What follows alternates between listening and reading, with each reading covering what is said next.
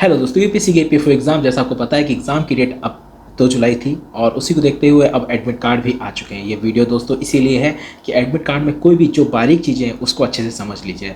दोस्तों जैसे admit card में सबसे पहले जो है कि आप लोग को एडमिट कार्ड जो डाउनलोड करना है, अगर किसी का डाउनलोड नहीं हो रहा है तो सिस्टम से, वेब ब्राउज़र से, कहते हैं ना गूगल क्रोम से वो डाउनलोड कर ले। अगर किसी की फ़ोटो नहीं आ रही तो एक दिन रुक जाए, बाद में फ़ोटो आ जा रही है। जैसे बहुतों की कल नहीं आ रही थी, आज सबकी आ जा रही है फ़ोटो, है ना। लेकिन अगर उसके बावजूद भी अगर आपकी फ़ोटो नहीं आ रही है तो आपको वो आईडी जो आपने आपके एडमिट कार्ड में लिखी होगी, है ना, जो नंबर लिखा होगा वही आईडी, चाहे वो आपका आधार कार्ड हो, कोई भी आईडी जो आपने शो करी हो उसका नंबर लिखा होगा, वो ओरिजिनल आईडी ले जाइए, उसके साथ फ़ोटोकॉपी ले जाइए, प्लस 2 पासपोर्ट साइज फ़ोटो।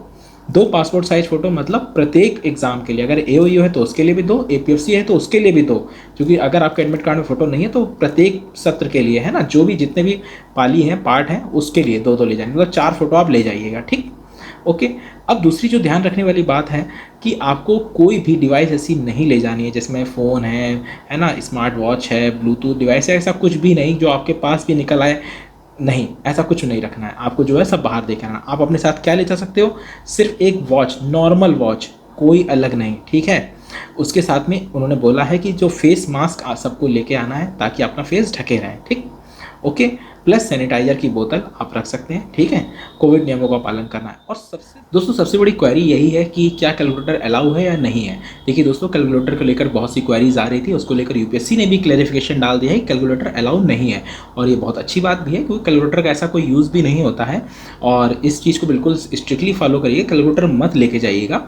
और भले ही लिख दिया हो लेकिन क्लैरिफिकेशन दे दिया है, क्योंकि ये भी एक इलेक्ट्रॉनिक डिवाइस के रूप में आता है और इसके अगर आप लेके जाते हैं तो आपके ऊपर एक्शन हो सकता है। तो दोस्तों ये जो भी क्वेरीज़ हैं, और उसके साथ साथ दोस्तों जो एडमिट कार्ड में उन्होंने 2 सब्जेक्ट का नाम अलग डाल दिए, जैसे एओयू के पेपर का नाम अलग है, पीएफसी का अलग कर दिया है, तो उसमें भी कुछ भी ऐसा इशू नहीं है, क्योंकि आप देख रहे हैं जैसे एडमिट कार्ड में कैलकुलेटर को लिख दिए थे वैसे इसमें भी लिख दिए हैं। तो कभी कभी बहुत सिली मिस्टेक कर देता है यूपीएससी, है ना। तो इसीलिए एक सबसे इंपॉर्टेंट बात यह है कि जब भी आप पेपर पढ़ें तो जो हिंदी वाला पोर्शन है या इंग्लिश वाला, अगर किसी भी शब्द में आपको दिक्कत है हिंदी के तो आप इंग्लिश ज़रूर देखिए, और इंग्लिश में दिक्कत है हिंदी ज़रूर देखिए, क्योंकि हर लेवल पे इतना चेक नहीं हो पाता वहाँ पे भी, और हर बार कुछ ना कुछ ऐसी चीज़ें आती ही आती हैं। चाहे आप यूपीएससी सीसेट में भी देखिए या कोई पेपर में कुछ ना कुछ ट्रांसलेशन में गड़बड़ी हो जाती है, ऐसे एडमिट कार्ड में भी वो सब्जेक्ट का नाम अलग लिखा हुआ है ना।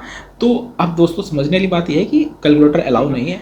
जो भी कोई भी क्वेरीज़ है, जैसे अगर आपको फॉर्म में कोई नाम में गड़बड़ है या चीज़ों में गड़बड़ है, कुछ भी है, तो उसके लिए मेल आईडी दी हुई है, उसमें आप मेल कर सकते हैं। ईओयू की मेल आईडी अलग है, एपीएफसी की अलग है, ठीक है। अगर कोई टेक्निकल रीज़न दिखा रहा है तो आप उसके लिए मेल आईडी अलग है, ठीक। तीसरी चीज़, अगर आपके में कहीं कोई क्वेरी है और आप में कोई भी चीज़ मिसमैच है या कोई भी चीज़ अंतर है, तो उसके लिए आप यूपीएससी में जो मेल करेंगे उस बात का ध्यान रखिएगा।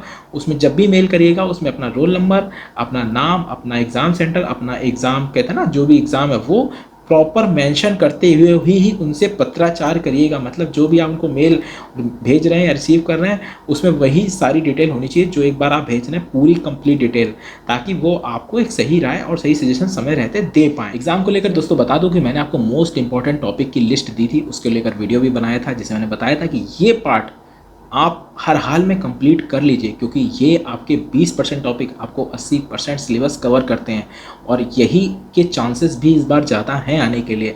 तो इसीलिए जो मैंने उस वीडियो में बताया था वो टॉपिक को ज़रूर पढ़ लीजिए, और फिर समय रहते अगर आपके पास समय है तो जो एमसीक्यू प्रैक्टिस बैच में हमने एमसीक्यू प्रैक्टिस कराई है, जिस भी पार्ट को कम लग रहा है, साइंस में, पॉलिटी में, इकोनॉमिक्स में, मैथ में, रीजनिंग में, इंग्लिश में, आप वहाँ से प्रैक्टिस कर लीजिए, चाहे वो लेबर लॉ हो चाहे वो अकाउंट हो। इसी तरह से आपकी तैयारी कंप्लीट होगी। और मैं फिर कह रहा हूँ दोस्तों, समय आ गया है, अब समय में थोड़ा थोड़ा भी पढ़ते रहेंगे ना तो आप पेपर निकाल सकते हैं। सबको समय कम मिला है मानते हैं, लेकिन इसमें सिर्फ मैथ, रीजनिंग, ये सब तो सब पढ़े हुए हैं कभी ना कभी। आपको लेबर लॉ, अकाउंट्स ही अलग थी, इसीलिए बिल्कुल भी डिमोटिवेट मत होइए। बस ये सोचिए जो आपने अभी तक पढ़ा है बस उसको अच्छे से करना है, और जो मैंने लास्ट टाइम बताया है बस उसको अच्छे से एक बार रिवाइज कर लीजिए। कहते हैं ना, बिल्कुल कोर पॉइंट मैंने बताया है, बस उतने को एक बार आप अच्छे से पढ़ लेंगे ना, तो मैं दावे से कह रहा हूँ दोस्तों, आप एग्जाम हॉल में सबसे ज़्यादा मोटिवेट होकर बैठे होंगे। और 20 तारीख के बाद से जैसे फुल मॉक पढ़ रहे हैं, वो नए फुल मॉक आपको हार्ड कॉपी में निकाल के, है ना, विद ओएमआर शीट के साथ में प्रैक्टिस करिएगा। और मैं फिर आपसे कह रहा हूँ, प्रैक्टिस करिएगा तो एक ऐसे माहौल में जैसे आपको, जो बिल्कुल आपके लिए थोड़ा सा इनकम्फर्ट हो। बात समझ रहे हैं मेरी, बहुत गहरी बात है। ऐसे माहौल में बैठ के पढ़िएगा जहाँ पे आप रेगुलर ना बैठते हो, मतलब थोड़ा सा इनकम्फर्ट हो, मतलब कि ऐसा ना हो बहुत ज़्यादा एसी चल रहा हो, बिल्कुल एकांत कमरे में बैठे हो जुटे हो, ऐसा मत करिएगा। आप जो फिल्म मॉक लगाइएगा वो एक नॉर्मल उसमें, ताकि लोग भी बैठे हों और थोड़ा सा फ़ैन भी स्लो हो, ताकि इस तरह माहौल में वही आपको माहौल वहाँ भी मिलेगा।